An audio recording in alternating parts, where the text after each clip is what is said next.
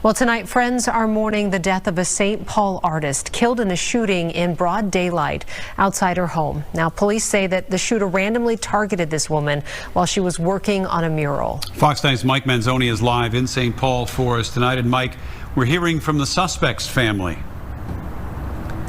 And tonight they're calling it an unfortunate tragedy. Police haven't named the victim, but her friends tell us she was in her 60s. The police chief, meanwhile, says he hasn't seen a random murder like this in his nearly 30 years on the force. We had a homicide that literally shook our entire community. In this small alley in downtown St. Paul. And it seems to be very much random. Flowers rest on this unfinished mural. First, an art project, now a murder scene. One of the most cold-blooded, one of the most brazen acts that I've ever seen in this community. Investigators say the suspect shot the victim as she painted this mural outside the Lower Town Lofts Artists Cooperative just before 5:30 Wednesday afternoon. Police tracked him down at a home in Belle Plaine Thursday morning. They say he walked outside with a gun, and that's when they shot and killed him. This is just a real unfortunate tragedy for our family. The suspect's family identified him as a 29-year-old electrician. Fox 9 isn't naming him until police do. And I don't appreciate this. He didn't do nothing wrong. It's very hard for us to process this and everything that's going on. He's a really good man. Police won't say much about the suspect at this point, but the chief did say this. This murder that took place in our city, which led us to be talking about this officer-involved shooting today, has all kinds of hallmarks and flags that I think are going to come out in the coming days that we as a state and as a country need to start taking more seriously.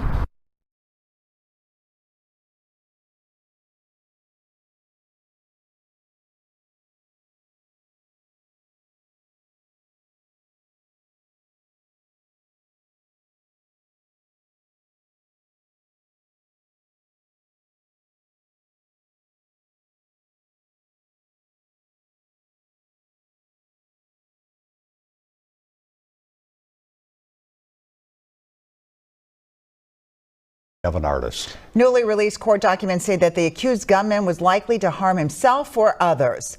But first, that artist's sister wants you to know about the incredible person the community lost. Our Uba Ali is live where that shooting happened in Lower Town St. Paul, and she joins us now. Uba, and that artist who died as a woman in her 60s? That's right, Amelia. 66-year-old Carrie Kwok, a mother, grandmother, and creative spirit who loved art. And she was doing just that when she painted this mural behind me. That's what she was doing in her last moments. And tonight, it's the space that people are gathering to grieve.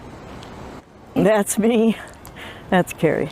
A sister's love. She was a giver. She took care of a lot of people. And I loved her.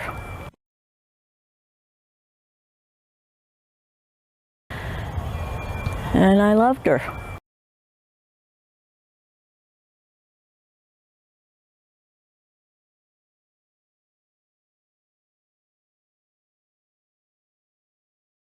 A special bond taken away from Julie Shobe Wednesday afternoon. It doesn't feel real that she's shot. Carrie Kwok was gunned down in broad daylight painting this mural outside her home in St. Paul's Lower Town. Crazy. And it should have been safe enough out there. Leaving her loved ones with burning questions. I don't know why he chose her, but it's terrible. One of the most cold-blooded, one of the most brazen acts that I've ever seen in this community. Police say it appears this was completely random. The person lived in Belle Plaine. The fact that St. Paul ended up being the unfortunate landing place for this crime in and of itself is confusing. That gunman was killed by police outside his Belle Plaine home. We had a homicide that literally shook our entire community. Through the pain, evil won't rule the world. Julie is remembering the good times. She was working with me on my tiny house that I'm building, and you know, we'd do stupid things and then we'd laugh, and we're getting so old that we can't stoop down anymore. Those moments and her faith are getting her through.